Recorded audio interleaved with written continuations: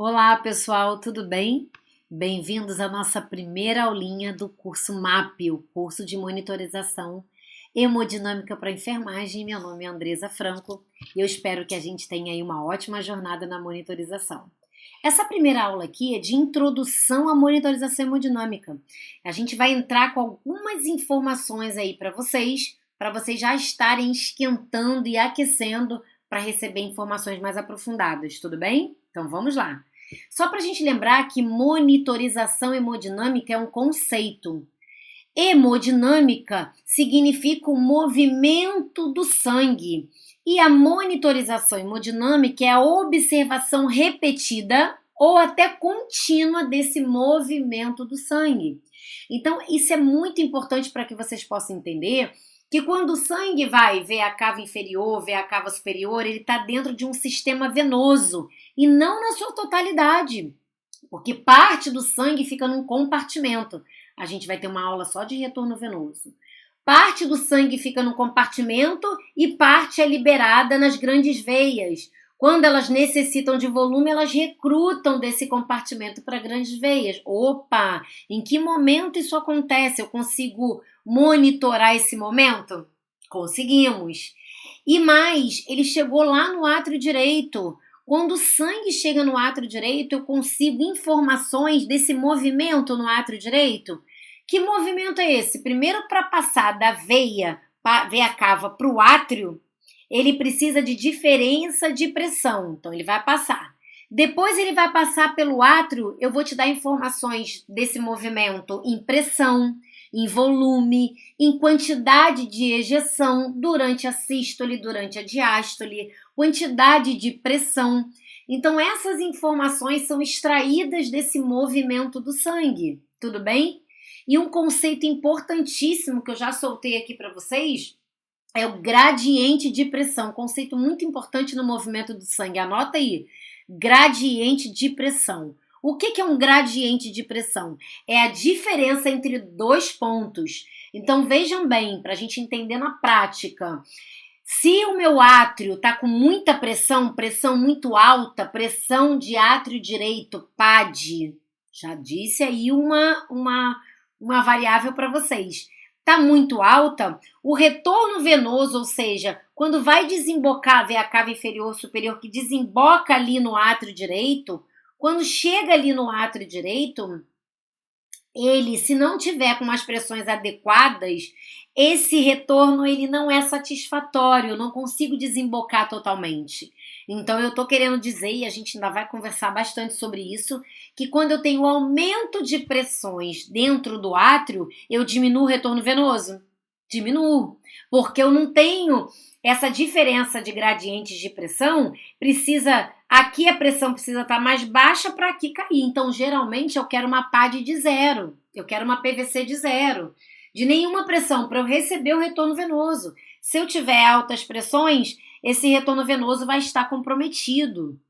Então, veja um exemplo do que é essa diferença aí desse gradiente de pressão, tá bom?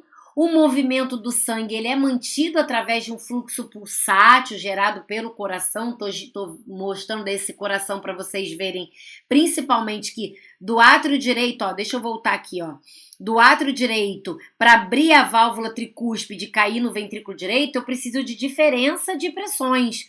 Do ventrículo direito para abrir a válvula pulmonar e lá para o pulmão sofrer hematose e voltar para o átrio esquerdo, que está aqui atrás, ó, eu também preciso de diferença de pressões aí. E eu não posso estar com essas cavidades com pressões muito altas, senão esse retorno não chega, né? Então, se no ventrículo esquerdo eu estou com altas pressões, esse volume que está vindo lá do pulmão, eu não vou conseguir desembocar em átrio esquerdo satisfatoriamente. Entendam essa diferença de pressão?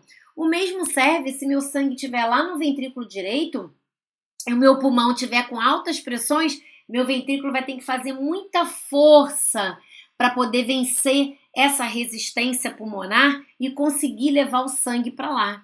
Então, essas diferenças de pressões, elas são essenciais para que o líquido se movimente, para que eu consiga me movimentar. Por isso que na monitorização hemodinâmica, a PCAP, pressão capilar, artéria pulmonar, que vocês vão aprender, vocês vão ter uma aulinha só de Swan-Ganz, vão aprender o que é PCAP, o enfermeiro pode avaliar PCAP, você consegue ter uma ideia da pressão de capilar pulmonar. E aí daí você já imagina quanto de pressão vai chegar nesse átrio esquerdo e quanto de pressão o VD está fazendo para abrir a válvula pulmonar, ou seja, o quanto a gente está sobrecarregando esse VD.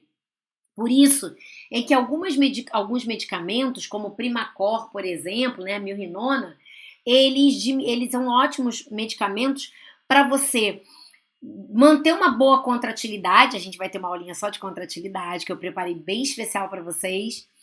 Eu consigo contratilidade, mas eu diminuo a resistência pulmonar. Então, ele é uma ótima droga para aumentar a força de contração para pacientes com hipertensão pulmonar. Também é muito utilizado em transplante, né? Porque pacientes que estão em insuficiência cardíaca avançada tendem a fazer uma pressão intrapulmonar maior. E aí, quando ele recebe um coração que ele não está acostumado com aquelas altas pressões, ele precisa, antes do transplante, por exemplo, do procedimento, já recebeu uma medicação que não aumente tanto a pressão dele para esse VD poder responder melhor. Então, são drogas que já trabalham com esses pacientes que têm alta resistência vascular pulmonar. Então, veja o quão importante eu saber o que é gradiente de pressão. Então, nessa aulinha de hoje, vocês já sabem as diferenças de pressão para um líquido se movimentar. E a monitorização hemodinâmica consegue acompanhar esse movimento. E ela te entrega se as pressões estão muito altas ou não. E aí você imagina que esse líquido vai ter dificuldade de se movimentar se essas pressões estiverem muito alteradas, né? Aqui também digo, ó, o movimento do sangue é mantido através de um fluxo pulsátil gerado pelo coração. Então, sim, eu tenho movimentos, diferenças de pressão, e eu tenho fluxo que pulsa, né? O que é o pulso, gente? Quando o ventrículo esquerdo, ele, claro que é com frequência cardíaca, claro, é o batimento, mas o que eu quero dizer quando eu faço a pergunta para vocês? Isso eu falo lá no curso de Anatomia e Fisiologia Básica aplicado à enfermagem. Quando o ventrículo esquerdo, ele aumenta a pós-carga para abrir a válvula aórtica e sístole, na hora que ele ejeta, a aorta ela dá um impulso, então ela gera uma dilatação e empurra. Essa dilatação que a aorta faz, o que é isso? É o pulso, ela gera o batimento. Então, o batimento, claro que ele é, através do nódulo sinoatrial, uma frequência para gerar um ritmo, e a propagação desse pulso, ele é gerado por uma dilatação da aorta que empurra esse pulso, né? Que empurra, perdão, esse fluxo. Então, o movimento do sangue, ele é mantido por esse fluxo. Então chegou em átrio direito, abre a válvula tricúspide, vai pro ventrículo direito aumenta a força, abre a válvula pulmonar, vai pulmão, sofre hematose, cai no átrio esquerdo, que abre a válvula mitral, bicúspide, cai no ventrículo esquerdo. Lembra disso? Então, esse movimento é gerado pela sístole e a diástole, porque abre a válvula aórtica, fecha a válvula aórtica, abre a válvula tricúspide. Esse abertura e fechamento de válvulas é ciclo cardíaco, a gente vai rever, claro, o ciclo cardíaco. O coração, assim, é responsável por gerar uma pressão maior, que é durante a sístole, tá bom? E uma menor, que é a diástole, para poder encher. Gente, se durante a diástole eu tenho altas pressões no ventrículo, eu não consigo encher esse ventrículo. Você entende que eu tenho que ter diferença de pressão? Imagina vocês, ó, veia a cava superior, veia a cava inferior, desemboca em átrio direito, abre a válvula tricúspide, cai no ventrículo direito. Quando o ventrículo direito está em altas pressões, quando o sangue veia a cava inferior, veia a cava superior, desemboca em átrio direito, que ele vai precisar fazer mais força para abrir a válvula tricúspide, para dar diferença de pressão e esse sangue cair lá no VD. Tudo bom?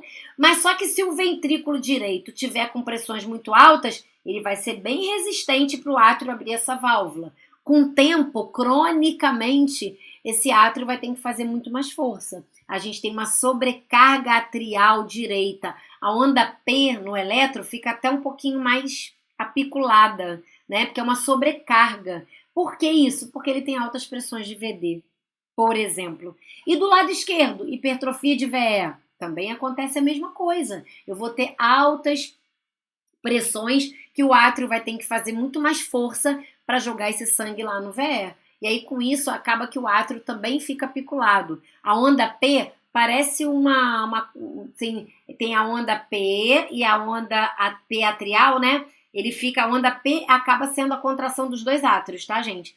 Mas quando eu tenho sobrecarga do lado esquerdo, faz assim, ó, sabe? Ela fica com uma quincadinha, e essa quincadinha aí é sobrecarga atrial esquerda, porque fez muita força para poder o sangue ir para o ventrículo esquerdo.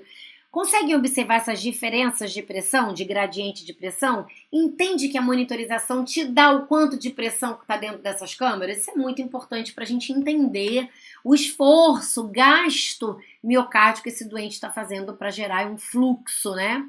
E o coração, então, pode ser considerado uma unidade responsável por esse movimento do sangue. Ele deve ser visto como duas bombas, porque quando a gente fala em movimento, ó, monitorização e hemodinâmica.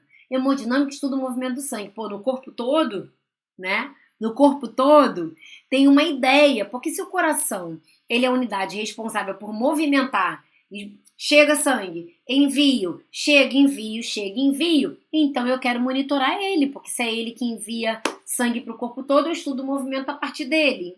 Tudo bem?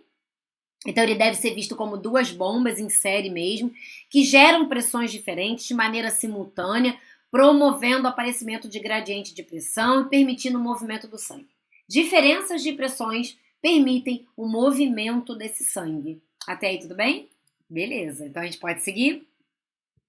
Então, o sistema cardiovascular, o sangue é responsável pelo transporte de substâncias essenciais a todas as células do corpo, em especial o oxigênio e a glicose, né, que são substratos para a síntese de energia e funcionamento da célula, claro. E o movimento do sangue em todo o corpo, ele pode ser compreendido como um movimento de um sistema circular, que determina o mesmo fluxo em qualquer parte do sistema. Isso, gente, cabe lembrar vocês toda hora. Nessa literatura aqui, deixa eu pegar para vocês verem, que eu mostrei no vídeo de boas-vindas, nesse livrinho aqui do vídeo, não é esse não, peguei errado o livro, peraí, aqui, deixa eu mostrar aqui para vocês. Nesse livrinho aqui, ó, deixa eu tirar que tá cheio de anotação aqui minha. No livrinho que eu falei no vídeo de boas-vindas, ó, esse livrinho de monitorização hemodinâmica do choque, ele é de 2023. Eu utilizei muito, tô utilizando ele muito pro MAP, utilizei bastante ele para montar as aulinhas de vocês. O livro, ele fala o tempo inteiro, parece repetitivo. Gente, é um sistema fechado, de alça fechado, né? Por quê? O volume de sangue que sai do ventrículo esquerdo deve ser o mesmo que chega em átrio direito. Então, isso é interessante para a gente até correlacionar com o EV1000, com a monitorização do EV1000. Ó, botei aqui embaixo para vocês desse vídeo, que é um acesso... Deixa eu tentar movimentar aqui para vocês. Aqui. Que é um acesso venoso profundo em femoral direita e um acesso venoso profundo venoso. Aqui acesso venoso profundo em jugular interna esquerda, se eu não me engano, né? Isso. Tá vendo? Jugular interna esquerda. E aqui um acesso venoso profundo em acesso arterial profundo aqui em femoral. Perdão, gente, é porque eu tava com dificuldade aqui. Beleza. Entendam que na monitorização hemodinâmica, que vocês vão ter aulinha só disso, sobre débito cardíaco por termodiluição, que, por exemplo, é uma tecnologia como essa, ele utiliza dois acessos, um lá em cima, que é o venoso, e um lá embaixo, que é o arterial. Ele injeta um soro frio, porque a informação lá de cima ele vai pegar aqui embaixo. Ora, peraí. Ele avalia o débito cardíaco por essa diferença de temperatura. A gente vai estudar isso, tá? Mas só quero que vocês entendam essa informação. O volume que sai do ventrículo esquerdo é o equivalente a átrio direito. Então, se eu colocar um catéter por onde chega e até um catéter por onde sai, né? Se eu colocar lá na artéria, várias informações eu vou ter sem precisar de um catéter dentro do coração. Então, essa informação eu quis trazer para vocês esse videozinho para, já introduzir vocês. Olha aí como a monitorização hemodinâmica traz esse conceito. Se eu coloco um catéter na jugular, que é a chegada do sangue, e se eu coloco um catéter na saída, vamos botar na aorta, não vou botar um catéter na aorta, mas eu boto na artéria, né? Eu consigo esse movimento, que o mesmo movimento que chega é o que sai. Então eu vou estudar a diferença aí desses movimentos. Entende? Isso é muito importante para a gente correlacionar. Eu acho que faz toda a diferença, tá? Então, fluxo semelhante, mas pressões diferentes. Como as duas bombas trabalham em série, o sistema fechado funciona como um círculo. Que eu disse para vocês que o livro fala, olha, alça fechada, né? E o volume de sangue por tempo que sai do coração esquerdo é igual ao que chega no coração direito. Entretanto, apesar do fluxo bem semelhante, são geradas diferentes gradientes de pressão. Gente, o ventrículo direito, para enviar esse sangue para o pulmão, é um sistema conhecido de baixas pressões. É daqui para cá, né? Opa, daqui para cá. Agora, o sistema do ventrículo esquerdo para o dedão do pé gera altas pressões, certo? Então, tem diferenças.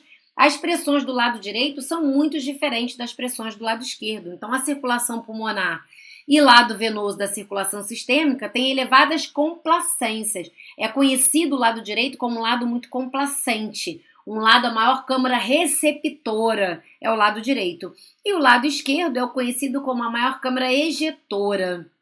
E é legal, aí botei até volume volume sanguíneo total, tem a sua maior parte no sistema venoso. Gente, 70% do nosso volume venoso, 70% do nosso volume está na rede venosa. Então a gente tem um compartimento muito grande aí desse volume na nossa rede venosa, tá? E aí o sangue se movimenta. A gente não disse que o estudo da monitorização hemodinâmica é o movimento desse sangue? A gente também não aprendeu que o movimento desse sangue é por diferenças de pressões? Então veja que, ó, as veias levam sangue para o coração direito, átrios e ventrículos. Tem diferença de pressão aí para cair no átrio. Para chegar no átrio tem que estar, a pressão do átrio tem que estar menor que a sistêmica. Senão não vai chegar, certo? Isso é muito importante. Vai lá para o pulmão, sofre hematose, cai no átrio esquerdo. Opa, se o pulmão tiver com pressões diferenciadas, vai ter dificuldade desse volume chegar do lado esquerdo? Com certeza. Depois ele vai lá para a aorta, ó. E essa aorta tem que estar limpinha, sem placa de ateroma, com uma boa resistência, para esse sangue passar sem muita resistência. Porque se tiver diferente de gradiente de pressão, ele vai ter dificuldade de passar? Com certeza.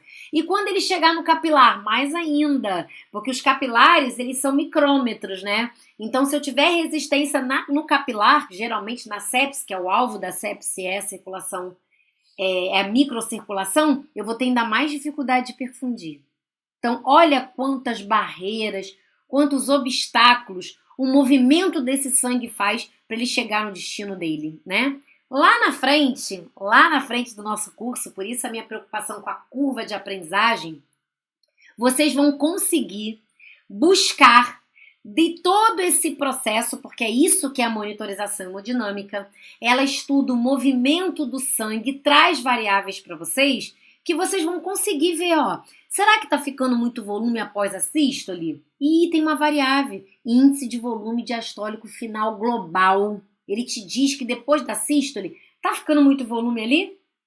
Ele te fala como é que tá a resistência. O sangue tá tendo muita dificuldade do ventrículo direito ir pro pulmão? Tá com muita dificuldade? Tá com muita resistência pulmonar?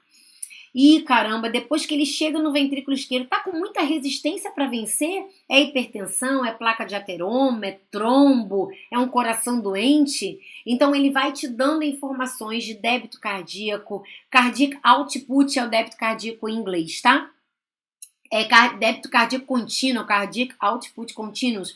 Ele pode te dar esse contínuo. Ele vai dizer para você se tem muita água dentro do pulmão, se tem fora. Como é que ele sabe disso? Ora, se ele estuda o movimento do sangue, ele vai estudar por onde o sangue passa. Se eu faço um injetado frio e ele vai passar por dentro do pulmão, opa, é ali que ele me dá informações de dentro do pulmão, entende? Então a gente vai aprender bastante sobre isso. Prestem atenção, essa aulinha foi um pouquinho mais demorada, durou aí 20 minutinhos, quase 20 minutinhos, para que vocês possam ter uma introdução da importância. Eu dei vários exemplos na prática de você conhecer informações da fisiologia para você entender monitorização hemodinâmica. E tudo isso só está começando. É isso aí, gente. Até a próxima aula. Espero que vocês tenham gostado.